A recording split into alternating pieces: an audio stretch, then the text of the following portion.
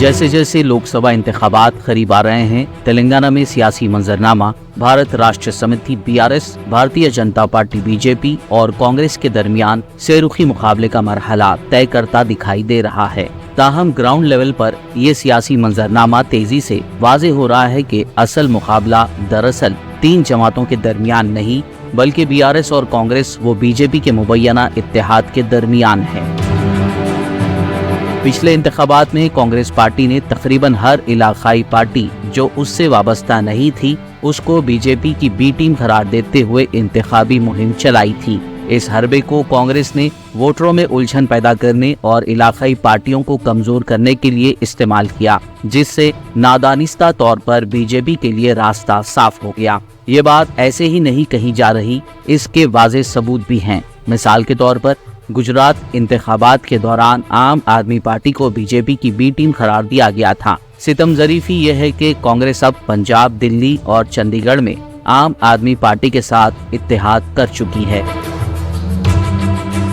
कांग्रेस ने यही हिकमत अमली नवंबर 2023 के असेंबली इंतखाबात के दौरान तेलंगाना में इख्तियार की, जहां कांग्रेस ने अक़लियती बिरादरियों को बीआरएस से अलग करने की कोशिश की और उसे बीजेपी की एक और बी टीम करार दिया। हालांकि ये तजुर्बा तेलंगाना में कांग्रेस के लिए ज्यादा फायदेमंद साबित नहीं हो सका, क्योंकि गुज़िश्ता असेंबली इंतखाबात के नताइज वाज़ेह तौर पर ये निशानदेही करते हैं कि अक़लियती वोटर्स ने बड़ी हद तक बीआरएस की हिमायत की। हाँ, अगरचे बीआरएस ने अक्सरियत हासिल नहीं की, लेकिन उसने 18 सीटें हासिल की, जिनमें मुस्लिम वोटरों की बड़ी तादाद है, जिनमें से 16 ग्रेटर हैदराबाद में हैं। वहीं देखा जाए तो कांग्रेस ने इसके बरक्स ऐसे 8 हल्कों में कब्जा किया, जबकि मजलिस इत्तेहादुल मुस्लिमीन ने 7 सीटें हासिल की।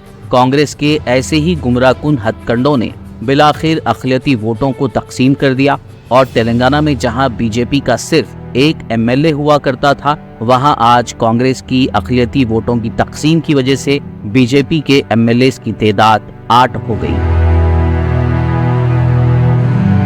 गुज़िश्ता असेंबली इंतखाबात के नताइज का गहराई से तज्ज़िया करें तो ये वाज़ेह होता है कि कांग्रेस और बीजेपी के दरमियान गठजोड़ है। काबिल जिक्र बात यह है कि तेलंगाना कांग्रेस के सदर व चीफ मिनिस्टर अनुमुला रेवंत रेड्डी, जिनकी जड़ें आरएसएस से जुड़ी हुई हैं, उन्होंने अपनी आरएसएस से वाबस्तगी और मोदी की तारीफ खुले दिल से तस्लीम की है। इतना ही नहीं, उन्होंने आरएसएस से वाबस्तगी रखने वाले उम्मीदवारों के इंतखाबी इम्कानात को तक़वियत देने के लिए दो तरफा हिकमत अमली का इस्तेमाल किया। इसमें आरएसएस के पस मंजर से ताल्लुक़ रखने वाले लीडरों को कांग्रेस में शामिल करना और उनकी उम्मीदवारी को यकीनी बनाना शामिल है। इसके साथ ही कमजोर उम्मीदवार, कमजोर मुहिम की हिकमत अमली भी शामिल है, जिसका बराह रास्त फायदा बीजेपी को मुतादिद सीटों पर हुआ। अगर आप असेंबली इंतखाबात में बीजेपी के सरकर्दा लीडरों के मुकाबले कांग्रेस उम्मीदवारों का जायजा लें तो आप देखेंगे कि हकीकी मायनों में कांग्रेस लीडर कोई मुकाबला नहीं कर पाए, वो कमजोर साबित हुए। इतना ही नहीं, इन अहम हलकों में कांग्रेस की अहम शख्सियात बशमुल राहुल गांधी और प्रियंका गांधी ने भी इंतखाबी मुहिम से परहेज किया। आखिर ऐसा क्यों? क्या ये सीटें कांग्रेस के लिए अहम नहीं थी, या फिर वो ये सीटें खुद बीजेपी की झोली में डालना चाहते थे? नतीजतन ये कहा जा सकता है कि गुज़िश्ता असेंबली इंतखाबात सिर्फ ही मुकाबला नहीं थे, बल्कि वो बीआरएस और कांग्रेस बीजेपी इत्तेहाद के दरमियान बराह रास्त मुकाबला था। खुशकिस्मती से बीआरएस पार्टी ने रेवंत रेड्डी की हिकमत अमली को पहचान लिया और बीजेपी के उम्मीदवारों को चैलेंज करते हुए उनके खिलाफ अपने मजबूत उम्मीदवार खड़े किए और सख्त जवाब दिया। इस हिकमत अमली का नतीजा ये निकला कि बीआरएस ने बीजेपी के 3 मौजूदा अरकान पार्लियामेंट बंडी संजय, धर्मपुरी अरविंद और सोएम बापूराव के साथ साथ 2 मौजूदा एमएलएस इटेला राजेंद्र और रघुनंदन राव की जीत हार में बदल दी। इतना ही नहीं, पार्टी ने गोशा महल में बीजेपी एमएलए के खिलाफ भी जबरदस्त चैलेंज खड़ा किया।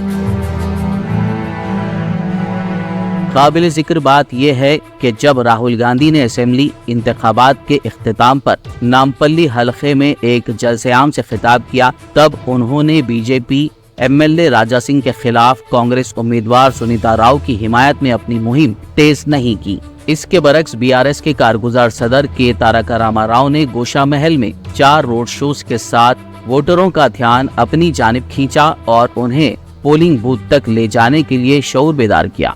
इसका नतीजा काफी मुस्बित निकला। गोशामहल सीट से बीआरएस ने दूसरी पोजीशन हासिल की, जबकि कांग्रेस नुमाया तौर पर पीछे रही और तीसरे नंबर पर रही। अब तेलंगाना के लोकसभा इंतखाबात के लिए भी कांग्रेस पार्टी ने सदर और चीफ मिनिस्टर रेवंत रेड्डी की क़यादत में वैसी ही हिकमत अमली अपनाई है जैसे उसने असेंबली इंतखाबात में अपनाई थी। कांग्रेस कायदीन की जानिब से 17 लोकसभा सीटों में से मुमकिना तौर पर 14 से 15 सीटें जीतने के दावे किए गए हैं, लेकिन जमीनी हकीकत ये वाज़े तौर पर जाहिर हो रही है कि कांग्रेस अपने कमजोर उम्मीदवारों की नामजदगी और कमजोर मुहिम्मात के नुक्ते नज़र को बरकरार रखते हुए 6 अहम लोकसभा हल्कों सिकंदराबाद, मलकाजगिरी, चेवेल्ला, करीमनगर, महबूबनगर और निजामाबाद में बीजेपी की जीत की राह हमवार कर रही है।